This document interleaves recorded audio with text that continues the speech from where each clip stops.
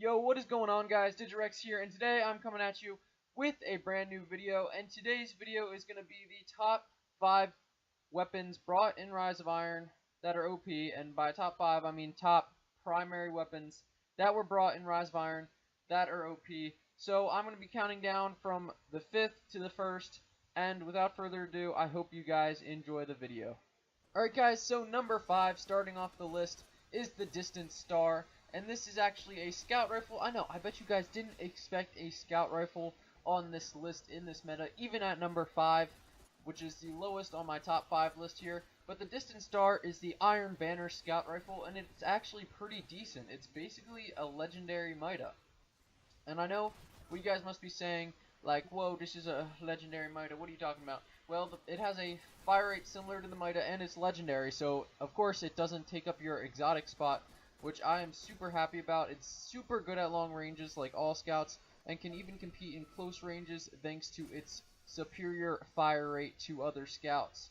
It can even outgun some pulse rifles at longer ranges. Obviously, it's not going to beat some pulse rifles at like medium range and stuff, but it can outgun pretty much anything at a longer distance, and paired with a shotgun, you have short range and long range covered, so you basically can cover any range, and especially with this weapon. Now, most scout rifles can't hold up in the Crucible, but this Iron Banner one definitely can, and yeah, I'd go as far as saying it is a legendary Mida. Now, obviously, you don't have, like, the hair trigger perk, or moving faster, or whatever, but it's pretty good for a legendary, and like I said, doesn't take up your exotic slot, and you can still be fairly deadly with it in the Crucible, and that is why it is on the number 5 on this list, and it is really good. I definitely suggest you guys giving it a try. I know most of you are probably on that pulse rifle hype right now, but this scout rifle is actually pretty deadly. As you see, I'm using it in Widow's Court in some of this gameplay, and yeah, it's pretty godly on Widow's Court. Widow's Court is one of the longer range maps, but it can also hold up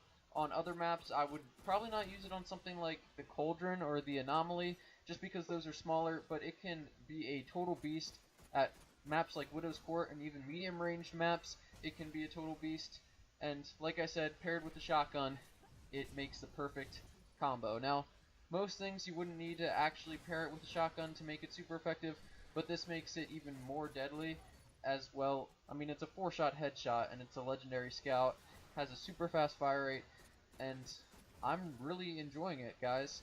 So moving on to number 4 on the list, I have the Waltz, and like you guys expected, a lot of this list is going to be pulse rifles, and this is the first pulse rifle on the list, the Waltz, a future War Cult pulse rifle that you can get. You can get it from the vendor, you can get it from drops, you can get it from packages, you know, whatevs. You can get it, it's pretty common. I mean, this definitely isn't as hard as the Clever Dragon, or not the Clever Dragon, the Distant Star to get, because the Distant Star you can get from only from Iron Banner. This you can get from future War Cult, you can purchase it, and if you guys remember Grasp of Malik from year 1, the Omnigul exclusive pulse rifle, this handles almost exactly like that. And if you get a, I mean, it's easier to get than the Grasp of Malik, because the Grasp of Malik you need skeleton keys and stuff. And this one, you really just need to grind future War Cult, get some packages, get some drops, get whatever, because it's pretty easy to get. I mean, I got it pretty much on the first day of Rise of Iron, and I haven't used it much since, but in the beginning of Rise of Iron, this was basically all I used. It's got really easy to control recoil, and is more customizable than the Grasp of Malik, so it has the potential to be even better than the Grasp of Malik, which I especially like about it. Has a super fast fire rate, and can compete with a lot of other weapons in the Crucible, and that is why it is number 4 on the list, just because it is so dang effective, and you can even use it at longer ranges, what I like. It has a fast fire rate, but you can still use it at pretty long ranges to counter snipers and stuff like that, so it makes it very effective. It's also effective at closer ranges, like most pulse rifles of this archetype, so that also makes it really good. And overall, I've just been enjoying this weapon since Rise of Iron came out. Now, I've used it less since my loadout has changed, since Rise of Iron has come out, but I still find it quite effective when I use it, even though I have more probably overpowered weapons, which you'll see later on this list. But yeah, this weapon still finds itself in the meta on the Crucible, and it's really nice. I hope you guys can get a good roll of this, as it is pretty easy to get a good roll, so that is why it has been my number 4 on the list. So now, moving on to number 3. Number 3, another pulse rifle, the Blind Perdition. the Trials pulse rifle. So there's a number of reasons why this is above the Waltz, and the first of all is, well, honestly, this is harder to get than the Waltz because you need to get it from Trials of Osiris. I know not everybody's the biggest Trials of Osiris fan, or can't do it, doesn't have a good enough team or something like that, or just doesn't enjoy playing that more competitive game mode. I know some people don't really like playing the competitive side of Destiny, and that's fine, but this just makes it a little bit harder to get than the Waltz. This is a similar archetype to the Hawksaw, and is super effective at longer ranges. One drawback is that it only does have 24 in a mag, but this comes with high caliber rounds, which you can win most of your gunfights with, and the scope highlights enemies, and it's super effective. The scope is also quite the clean reticule. I mean, it really is clean. It's basically just a normal red dot sight, which I am super happy about, because a lot of reticules I find in Destiny aren't just that simple red dot sight, but this one is just perfect, super clean, super cut, helps you be super accurate, and I really just like it a lot in the Crucible. It can melt super fast, especially if you're accurate. I would say it could beat the Waltz in a longer range gunfight, and all these things just make it a positive. I mean, it basically has no recoil, it has a laser-like just recoil pattern and damage output, and it can seriously destroy. And that is why it is number 3 on my list, as well as the nice scope, high caliber rounds. Now each one will come with the same each one will come with the same role, unless you get the Adept one, which is even more powerful as it comes with Snapshot as an integrated perk, which, I mean, honestly, how much better could this gun get? If you get it Adept from going flawless, it is even better with the Snapshot perk. So this gun is super duper effective, and that is why it is number 3. I like this gun a lot. I mean, I've used it a lot since I've gotten it. I've even used it in PvE because it actually has, you can change it so it has Outlaw 2, and it melts if you can get all those reloads in PvE. And it's just a good gun. So now, moving on to number 4, this is probably something you guys expected, the Palindrome. So, the Palindrome is another gun I also got on day 1 of Rise of Iron, just because I saw the potential it had. I mean, you can get pretty much a god roll from the vendor, and that's what I did on like day 1 of Rise of Iron with my saved up legendary marks, and I still use this thing today. Like many people still use the Palindrome today. If you can get your shot on, or if you practice with this weapon, it can prove to be extremely deadly. I mean, the roll that the vendor has is really good, as well as the pinpoint accuracy of this weapon, and just, I mean, everything about it is just so smooth. I mean, the recoil is smooth, the damage output is fast, and if you can get used to it and get your shot on with this gun, you are going to be a deadly killing machine in the Crucible. I mean, this is really good for countering shotgunners.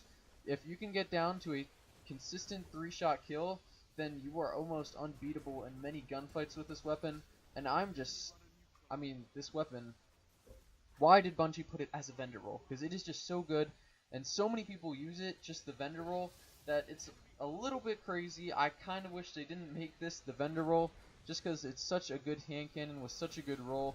You guys can pick this up at any time, and yeah, this is the easiest gun on the whole list to get, just because you can pick it up from a vendor, from legendary marks at pretty much a god roll. I mean, what else more could you want? This is like the easiest weapon to get. It's one of the most OP weapons in the game, super effective, great killing potential, super fast killing potential, and I mean, that's why it's claimed the number 4 spot on the top 5 OP primaries list. Alright guys, moving right along to number 5, and of course you guys probably expected this, the Clever Dragon. Now the Clever Dragon is an absolutely disgusting pulse rifle. It is the Iron Banner pulse rifle, so you can only get it from the Iron Banner, whether it be drops or the vendor. And a lot of people use this thing in the Crucible, especially after, I don't know if it was 1 or 2 Iron Banners ago, but Lord Saladin actually sold this, and this thing is a melt machine. It is definitely the best primary in the Crucible right now, out of any gun in Destiny, not even just Rise of Iron. It is just the best gun, and it is absolutely insane. Like the Blind Perdition, it has a pretty clean reticule for its scope, and it fires like the Waltz, but has the pinpoint laser deadliness of the Blind Perdition. It's basically the Waltz and the Blind Perdition combined. It is absolutely disgusting. It's got the fire rate of the Waltz with the recoil of the blind perdition, so it's honestly just so good. You guys have to have been killed by this before. Many people in the Crucible use it just because it is such an effective killing machine. I mean, it is insane what this thing can do. It messes up people at close range, longer range, medium range. No matter what range, this thing can rip people apart. It's got a decent reload. It's got 30 in the mag, so it's got more than the blind perdition. And it's probably not as hard to get as the blind perdition, because the blind perdition you need to get it from trials, and this you can get from Iron Banner drops or just Iron Banner. I mean, you can get it from drops or packages or the vendor. So honestly, it's really easy to get if the Iron Banner vendor is selling it. So the next time he sells it, definitely look at it. Definitely pick it up if you already don't have one. I mean, if you have one already, try to get a better roll. I mean, the last time they sold it, it came with high caliber rounds, which is absolutely disgusting on a pulse rifle like this. Helps you win most of your gunfights, but you're going to be winning most of your gunfights anyway with this gun, just because of its insane kill potential. I mean, the kill potential on this thing is crazy. I can't believe that they actually decided to put this in the game. And that's why it's number 1 on my list. So guys, that was my list, and I hope you guys can certainly agree with me. I think those weapons are pretty damn overpowered, especially the Clever Dragon there. And I did have to borrow Clever Dragon gameplay, so I will leave that YouTuber's link in the description where I borrowed the gameplay from, because I actually don't have a Clever Dragon myself. But I hope you guys enjoyed this video. Subscribe for more Destiny, Battlefield, Call of Duty, and Overwatch content. This has been Nidorex. Peace.